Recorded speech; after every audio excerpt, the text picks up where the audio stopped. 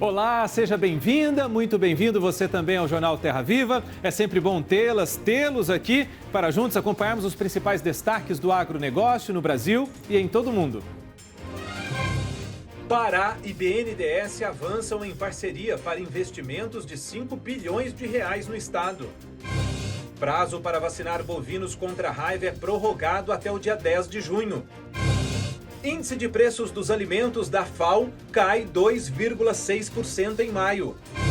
Plano Safra buscará ampliar produção de alimentos e sustentabilidade. E você vai ver ainda que a Associação Brasileira dos Criadores lança a 11ª Semana Nacional da Carne Suína. Essas e outras notícias a partir de agora aqui no Jornal Terra Viva. O Banco Nacional de Desenvolvimento Econômico e Social, o BNDES, anunciou nesta sexta-feira que vai investir 5 bilhões de reais para a realização da COP30 no Pará em 2025. Pará, Belém, vai sediar a COP30, que, como nós sabemos, um país que já viveu grandes eventos nessa área ambiental, é uma grande vitrine e nós temos uma imensa responsabilidade. O país é o G1 da biodiversidade. A Amazônia é uma grande prioridade estratégica. O que nós acertamos é o seguinte: nós vamos fazer um pacote de crédito e investimento em Belém, no Pará, de 5 bilhões de reais. Esse projeto da COP30 vai incluir as nossas linhas de... Nós temos programa aqui, Finame, nós temos várias linhas que dialogam. Portanto, vai ter uma linha especial para a COP30, mas também recursos do Fundo Clima, porque toda a ênfase é criar um Belém, Pará, carbono neutro, sustentável. Então, dialoga com o Fundo Clima e com o Fundo Amazônia. O ministro do Desenvolvimento Agrário e Agricultura Familiar, Paulo Teixeira, disse nesta sexta-feira que a pasta está trabalhando junto com os Ministérios da Fazenda e da Agricultura e do Meio Ambiente, além do Banco Central, para elaborar o Plano Safra, de modo que este consiga abranger 5 componentes e que a expectativa é que seja divulgado em junho ainda. Nós estamos debruçados na discussão do Plano Safra e dos valores para o Plano Safra. Isso, nós temos um bom debate com a Fazenda e queremos melhorar o debate com o Banco Central, não é? Hoje nós queremos um plano safra muito robusto, um plano safra muito forte. Na minha pasta para a agricultura familiar, mas também para toda a agricultura brasileira junto ao Ministério da Agricultura. Isso está dependendo agora de um novo debate que vai acontecer em breve com o Ministério da Fazenda e com o Banco Central, para que o presidente Lula anuncie para o Brasil. Eu espero que seja um grande plano safra, o maior de todos da história recente do Brasil. Nós estamos trabalhando com o mês de junho. Vamos ver se a gente consegue concluir o mês de junho anunciando, o presidente Lula anunciará o novo plano safra. O índice de preços de alimentos caiu mais de 2,5% em maio, pressionado por cereais, óleos vegetais e lácteos. Essa redução foi causada pela queda nos índices de preços de cereais, laticínios e óleos vegetais, que foi parcialmente compensada por aumentos nos preços das carnes e do açúcar. O recuo nos preços internacionais dos grãos, com exceção do índice do arroz, fez com que o preço dos cereais tivesse redução de 4,8%. Já os preços internacionais do queijo influenciaram a redução de 3,2% nos preços dos laticínios. O levantamento mensal da FAO também mostrou que o subíndice de preços dos óleos vegetais teve redução de 8,7%. Do lado das altas, os preços das carnes de frango, bovina e suína cresceram cerca de 1%. A FAO também registrou crescimento nos preços do açúcar, marcando então o 4º aumento mensal consecutivo para a cultura. Ontem ele prometeu ao vivo e hoje ele está ao vivo aqui. Deixa eu chegar aqui. Posso dar um abraço no Silmar, não posso? Silmar, são 2 anos fazendo o JTV aqui e é a primeira vez que o Silmar vem porque teve todo esse problema da pandemia, né, Silmar? E o Silmar sempre fazendo à distância a participação dele. E ontem ele prometeu, fiz o convite. O Silmar está aqui com a gente hoje para trazer os detalhes da semana e também dessa sexta-feira. Com alguma surpresa, Silmar, nisso que a gente acabou de ver, nessas novas quedas aí nos preços? Boa noite, Silmar. Que alegria tê-lo aqui. Muito boa noite, Márcio. Boa noite aos nossos amigos do canal Terra Viva. Uma satisfação muito grande, sem dúvida, estar de volta aqui. Espero voltar mais vezes, hein? Vamos ver se vai dar certo. Vamos tentar, pelo menos. Bom, Márcio, esses dados normalmente são divulgados uma vez por mês pela FAO. É um balanço do que aconteceu no mês que passou, no caso, o mês de maio. E esse é um mês que tivemos volta de quedas de preços, majoritariamente, nesse balanço que a FAO faz mensalmente. Desde o pico da pandemia, nós tivemos aqui um decréscimo praticamente todos os meses nos preços dos principais alimentos acompanhados pela FAO. Houve uma exceção agora no último mês de maio, que tivemos um aumento, não estava no radar, e os preços agora voltam a cair. Tem várias razões por trás disso, eu citaria 2 ou 3 aqui que são fundamentais. Primeiro, queda nos preços da soja. Isso está afetando muito o preço dos óleos vegetais, que é um item que a FAO acompanha muito diretamente. Queda muito grande do preço por conta de aumento da produção nos Estados Unidos, aqui no Brasil, Estados Unidos com uma safra nova agora, com tendência de crescimento diária, e o Brasil já terminou de colher aqui uma safra recorde de soja. E isso está impactando em preços do mercado internacional. Então, os preços estão caindo por conta disso. Então, isso apareceu nesse balanço da FAO aqui no cômputo dos óleos vegetais, que tem a soja como principal matéria-prima. O segundo ponto que também está levando a uma queda dos preços dos alimentos nesse mês de maio, melhor dizendo, é a queda nos preços dos cereais. Milho, particularmente, com safra grande, que está começando nos Estados Unidos, um aumento de área de plantio. Os americanos colheram pouco no ano passado, esse ano devem retomar um grande aumento da produção. E o Brasil aqui está se encaminhando também para uma safra recorde de milho que começa a ser colhida já no final desse mês de junho. Então são 2 itens aqui que pesaram bastante nesse comportamento do índice geral da FAO. Na contramão temos o açúcar. O açúcar, a gente tem comentado aqui diariamente nos nossos comentários de mercado, o preço do açúcar subindo muito no mercado internacional por conta de quebra de safras na Índia, na Tailândia, que são 2 grandes exportadores, na China também, que é importadora e vai ter que comprar mais esse ano, teve problemas de falta de chuvas lá afetando a produção. A União Europeia também, com quebra na produção de açúcar de beterraba, ou seja, são grandes produtores e também exportadores que estão tendo déficit de produção esse ano. E isso está beneficiando o Brasil, está fazendo com que os preços se elevem no mercado internacional. O Brasil está colhendo uma safra maior esse ano e isso cria aquela coincidência que é rara no setor agrícola. Safra boa e preço bom. Normalmente eles não andam juntos. No caso do açúcar, isso está acontecendo. Então, o açúcar, na contramão desse índice da FAO, subiu no mês de maio, ao contrário de soja, por exemplo, e os cereais. Então, esse é o comportamento, esse balanço aqui, e a gente imagina que isso vai continuar por mais algum tempo. Esse mesmo tipo de comportamento. O açúcar mantendo uma certa resiliência em termos de preços ainda elevados, embora começando a baixar aos pouquinhos, na medida que o Brasil avança mais nas suas exportações.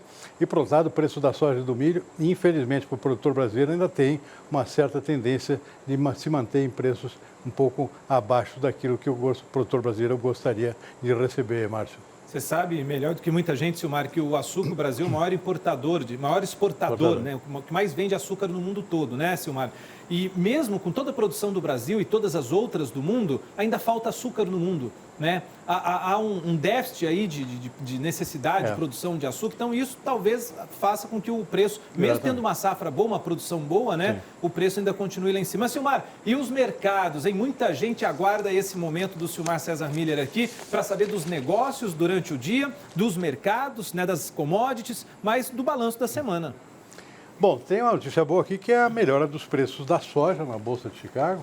A soja nos últimos dias tem mostrado uma certa recuperação e para a alegria do produtor brasileiro, começou a semana mal, com preço em queda e agora mostrando alguma recuperação no final da semana. Hoje os preços subiram bem na Bolsa de Chicago, em torno de 1,5%. Tem 2 fatores basicamente que estão levando a esse comportamento, não só para a soja, mas também para outros produtos aqui, como é o caso do milho também.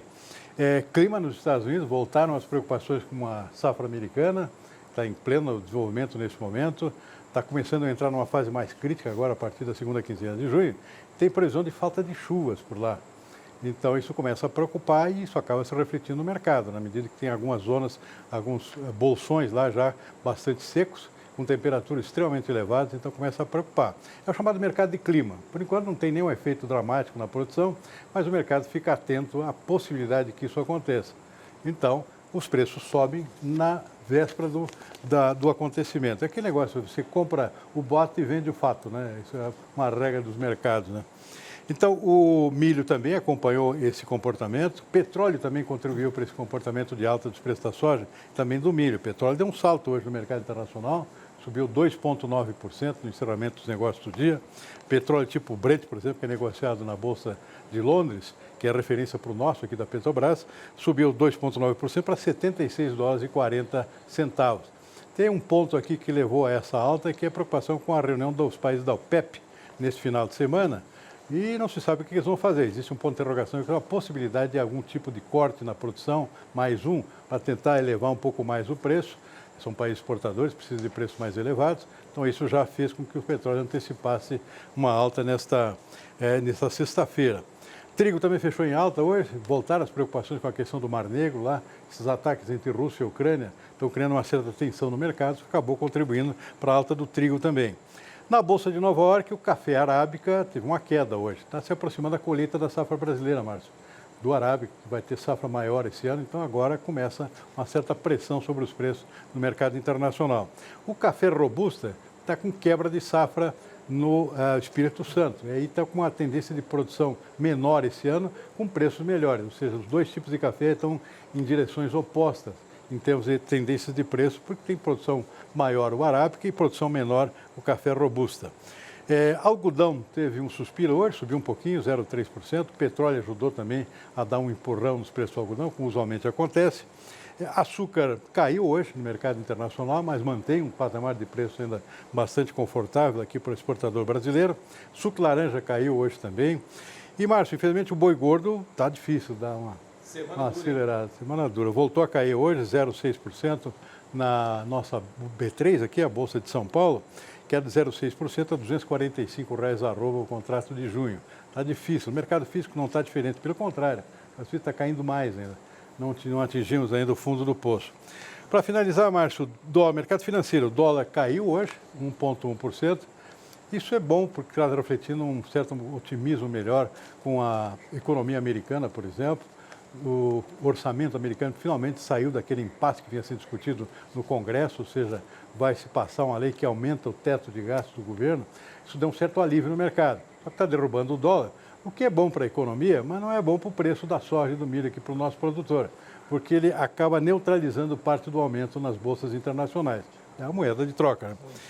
E o índice Bovespa, o mercado de ações, acompanhou o mercado internacional, subiu bem hoje, quase 2%, por conta desse otimismo com relação, especialmente essa questão da dívida do governo americano, é um certo alívio. A Bolsa Americana também subiu e aqui a Bolsa nossa também acompanhou, Márcio. O importante é que não teve terremoto no mercado essa semana, então, né?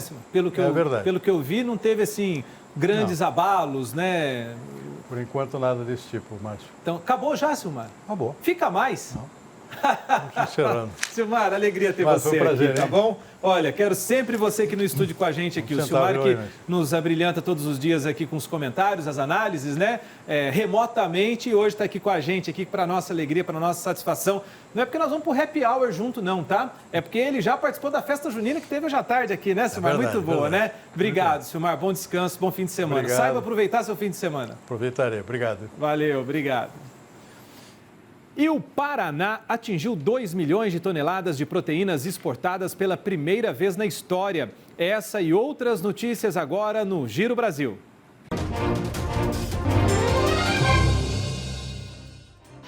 Com previsão de alta da safra, a colheita de café 2023 começa em São Paulo. O volume de chuvas registrado no início do ano anima os produtores de café do estado em relação à atual temporada.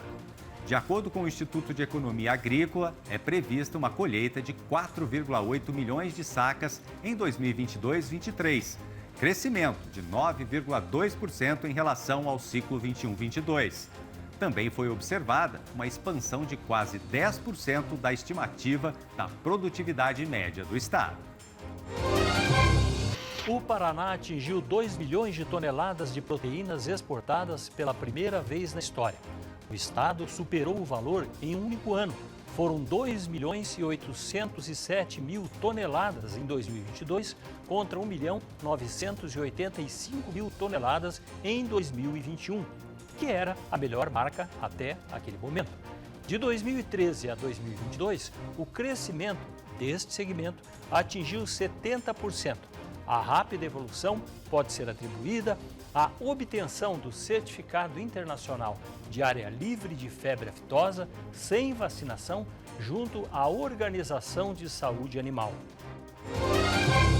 O ganho das vendas ao exterior de produtos apícolas mineiros avançou 25% em 2022. A receita das exportações alcançou 20,5 milhões de dólares. No mercado interno, os apicultores também tiveram bons resultados. De janeiro a dezembro do último ano, a média de preços pagos aos produtores, de acordo com o levantamento da área de comercialização da Emater Minas Gerais, apresentou altas em todos os meses em relação a 2021.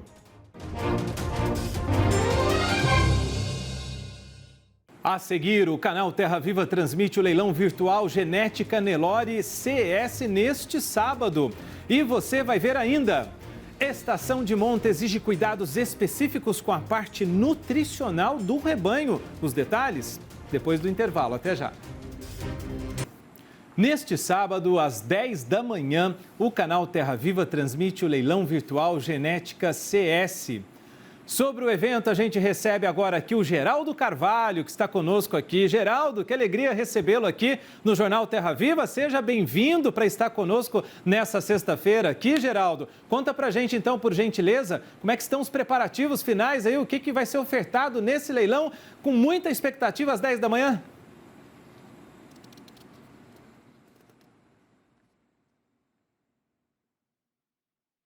Boa noite, Márcio. Boa noite, amigos que nos acompanham pelo canal Terra Viva. Prazer estarmos aqui, né, no Grupo Nelore CS, a família do seu Cláudio Totó, uma família com tanta tradição no zebu no Brasil. E esse leilão não será diferente dos leilões dos anos anteriores, com muita qualidade. Nós estaremos ofertando aqui 50 matrizes Guzerá. O leilão começa pela manhã com as fêmeas Guzerá, todas registradas, PO, serão 50 fêmeas, entre fêmeas paridas, fêmeas prenhas. Na sequência, nós venderemos 10 reprodutores Guzerá da mais alta genética. E aí entramos na bateria do Nelore, começando com os touros, onde estaremos vendendo 90 reprodutores Nelore PO, touros com registro definitivo, com exame andrológico, todos eles muito bem avaliados pelo programa da Embrapa Geneplus e também pelo PMGZ, que são os dois programas de melhoramento genético que a seleção CS segue. Terminando os 90 touros, vamos ter 50 matrizes Nelore PO, um gadão, fêmeas paridas, fêmeas prenhas, e finalizando com 2 fêmeas Gir Leiteiro, mostrando aí um pouco do que se cria aqui no Nelore CS. Bom, eu não consegui contar direito aqui quantos lotes são, mas você pode falar para a gente da quantidade de lotes, quem é a leiloeira e quais as condições de pagamento. Tem alguma condição especial de frete também, que é muito importante isso, hein, Geraldo?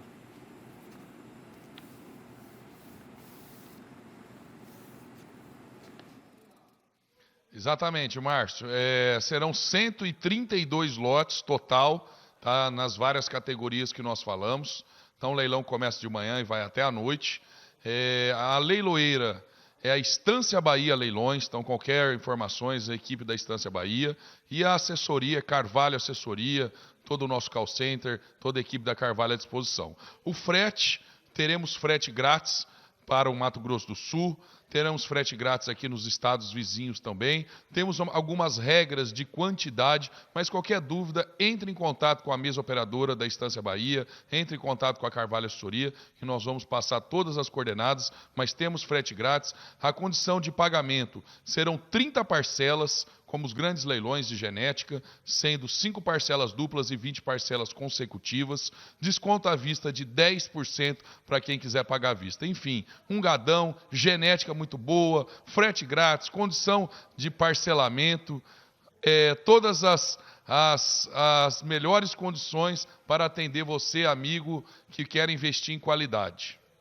Muito bem, Geraldo Carvalho, que é assessor do leilão que acontece neste sábado, ou seja, agora, dia 3, amanhã, nesse sábado aqui, no canal Terra Viva, o leilão virtual Genética CS. Geraldo, muito obrigado, sucesso para vocês amanhã, toda a nossa equipe que já está com vocês aí, que as vendas sejam maravilhosas, espetaculares e que os compradores fiquem mais ainda satisfeitos. Obrigado, Geraldo, boa noite para você, sucesso, bom trabalho a todos aí amanhã.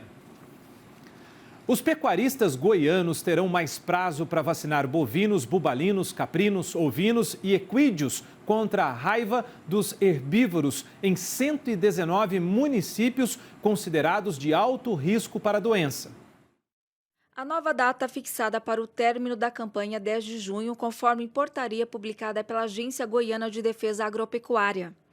A mesma portaria mantém a data de 16 de junho deste ano como prazo final para a comprovação de vacinação contra a raiva, bem como para a declaração de todos os rebanhos existentes nas propriedades. A previsão é que sejam vacinados 15 milhões de animais contra a raiva. A relação dos 119 municípios classificados pela Agrodefesa como de alto risco. Os produtores que deixarem de vacinar bovinos, bubalinos, caprinos, ovinos e equídeos contra a raiva no prazo estabelecido para a campanha serão penalizados com multa de R$ 7,00 por animal não vacinado. Aqueles que não declararem o rebanho e a vacinação terão multa de R$ 300,00 por propriedade. A Associação Brasileira dos Criadores de Suínos lançou aqui em São Paulo a 11ª edição da Semana Nacional da Carne Suína. Participam da ação a rede de varejo, produtores e frigoríficos. A Semana Nacional da Carne Suína é, sem dúvida, um impulsionador de demanda. Ou seja, ela trabalha para que cada vez mais a gente consiga inserir a carne suína com frequência nos lares. E também nesse momento em que a gente não controla preço e cada vez mais os produtores de suínos estão aí sofrendo, com esses desafios, a gente vai incentivar e gerar demanda. Então, a Semana Nacional da Carne Suína, ela tem mudado consideravelmente o consumo de carne suína do Brasil. As prioridades para o setor são muitas no momento que a gente vive um mundo cada vez mais acelerado e com todas essas mudanças. Mas, sem dúvida, as nossas prioridades estão ligadas aí a gente pensar nas práticas sustentáveis para a suinocultura brasileira, que seja tanto sustentável do ponto de vista do consumidor, quanto do ponto de vista do produtor, dos frigoríficos, da cadeia. A sanidade, cada vez mais, a BCS vem trabalhando aí, preocupada com a sanidade. O Brasil é o 4º maior produtor, o 4º maior exportador de carne suína do mundo. E também a gente colocar a vida do consumidor no centro. Então, entender cada vez mais como é que a gente pode levar saúde, praticidade e sabor. Pensa num caboclo apaixonado em carne suína. Tá um aqui, ó. Identificar qual é o peso e a idade ideal para vender os bezerros é essencial para auxiliar os pecuaristas a elaborar toda a programação do seu ciclo de produtividade. Por esse motivo, o processo de desmama é um momento essencial e requer muito cuidado do produtor. Quem nos conta mais sobre isso é o Leandro Costa, que já está conosco aqui. O Leandro é zootecnista da Reino Rural, Saúde no Campo, e vai trazer mais detalhes para a gente. Leandro, seja bem-vindo ao Jornal Terra Viva. Muito obrigado por aceitar nosso convite. Leandro, enfim, qual é a melhor estratégia, então, para realizar esse processo com o maior cuidado possível? Boa noite. Boa noite a todos que estão logados no canal Terra Viva. O processo de desmama é a parte onde o bezerro sofre mais estresse, né? Então, o que a gente tem que fazer? Na hora de desmamar um bezerro, principalmente na idade certa, geralmente em torno de 8 meses de idade, o bezerro deve estar pesando em torno de 180 a 200 quilos de peso vivo, né? E quando fazer a desmama, sempre tirar a mãe do local, colocando ela no pasto o mais próximo possível do bezerro para que ele sinta o cheiro dela e se acalme o animal. Lógico que a gente tem que prestar atenção no cercado para que o bezerro não tenha problema de sair e até a mãe de volta. Então, sempre deixar ele no local, porque ele já conhece o local que ele está, não tem problema. Ele já conhece onde está a água, onde está o coxo de suplemento, então deixar ele sempre no local. E também, a gente deve, eu gosto muito de fazer... 2 meses antes da desmama, fazer uma suplementação já via coxo para esse bezerro, aquele chamado crib feed, onde só o bezerro vai até o coxo, para que na hora da desmama, que ele tira o leite da mãe, ele já não sofre com o estresse da falta do leite, ele já está suplementado e a gente vai suprir esse leite via coxo.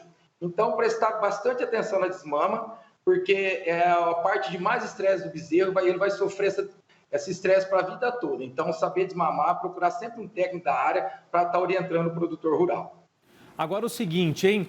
Parece uma pergunta óbvia, mas qual que é a importância do animal estar no seu peso e a idade ideal para ser vendido, hein? Isso é importante, hein, Rodrigo? Sim, lógico, é muito importante. Ele tem que, porque após desmama, ele vai sofrer, ir para a parte de recria. Então, ele tem que estar com o peso ideal. Esse animal tem que ser já vindo suplementado para não ter problema ele chegar nesse peso. Caso ele não esteja no peso ideal, o produtor tem que desmamar esse bezerro.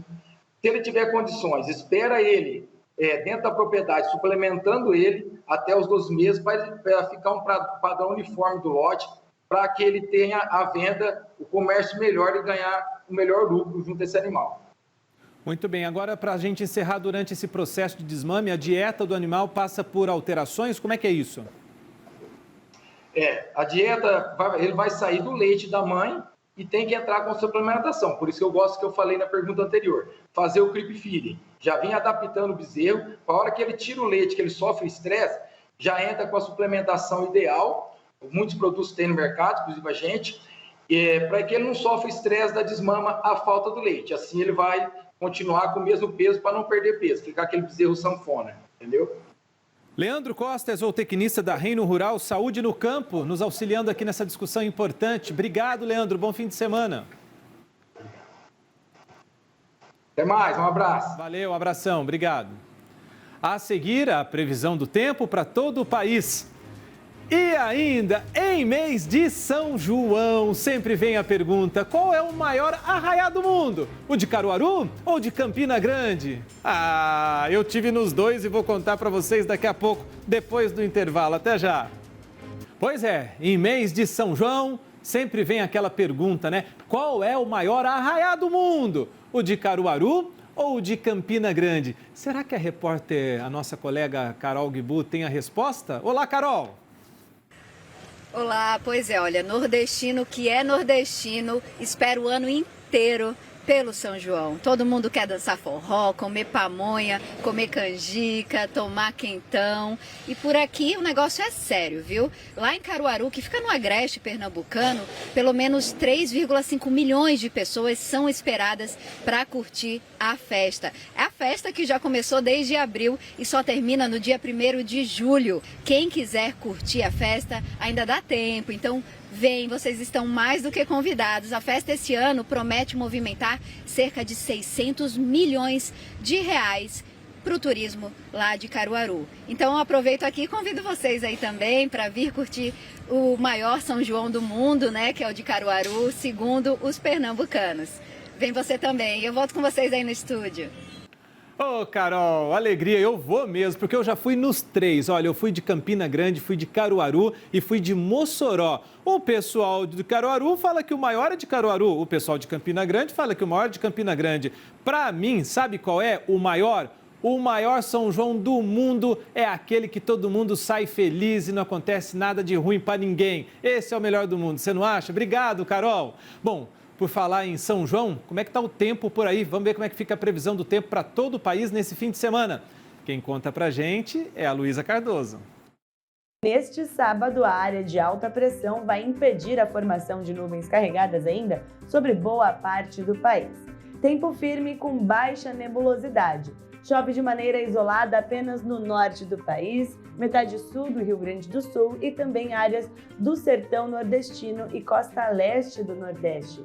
Pancadas muito expressivas apenas sobre Sergipe, acontecem em vários momentos do dia, intercalando períodos de céu nublado e devem vir acompanhadas de rajadas de vento e também trovoadas. As temperaturas, máxima de 31 graus em São Luís, 33 em Palmas e no sul do país, áreas do sudeste, temperaturas mais amenas por conta da atuação da massa de ar polar.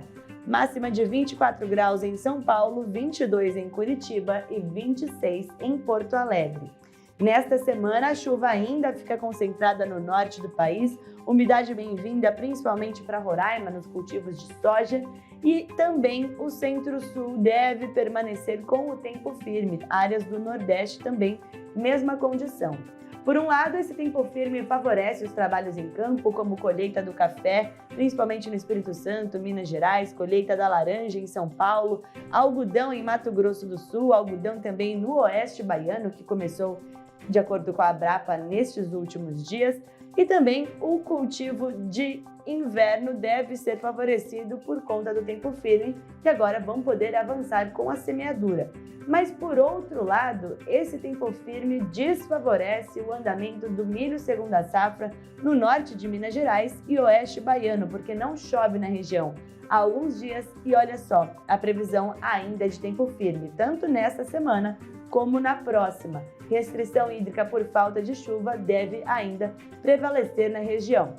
Entre os dias 8 e 12 de junho, chuva ainda concentrada no norte do país, mas o centro-sul recebe umidade, entre 20 e 40 milímetros são esperados, umidade que também deve favorecer a reposição de água no solo para essas regiões e beneficiar os cultivos de inverno que justamente já estão sendo semeados. Legal, Luísa. Obrigado. Friozinho, tomar um vinho nesse fim de semana, hein? Olha, amantes da natureza estão reunidos na China. Sabe para quê?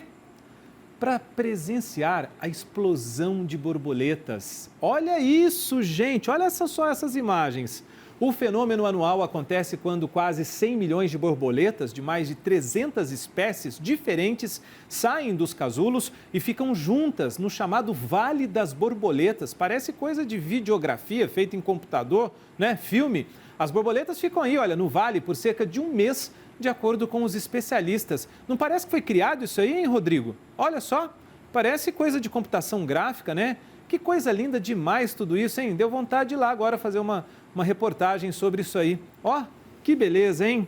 Pois é, e a borboleta tem um simbolismo muito grande, né, na vida para muita gente, a transformação. Né? Então, com essa transformação aqui, que a borboleta possa te inspirar também a transformar a sua vida, a transformar o seu fim de semana, o seu dia, tá certo? Então, saiba aproveitar seu fim de semana. Muito obrigado por estarmos juntos mais uma vez aqui no Jornal Terra Viva. Bom descanso para quem vai descansar, bom trabalho para quem segue no período noturno, na madrugada. E deixo o meu convite com essas imagens. Se transforme, mas continue com a gente.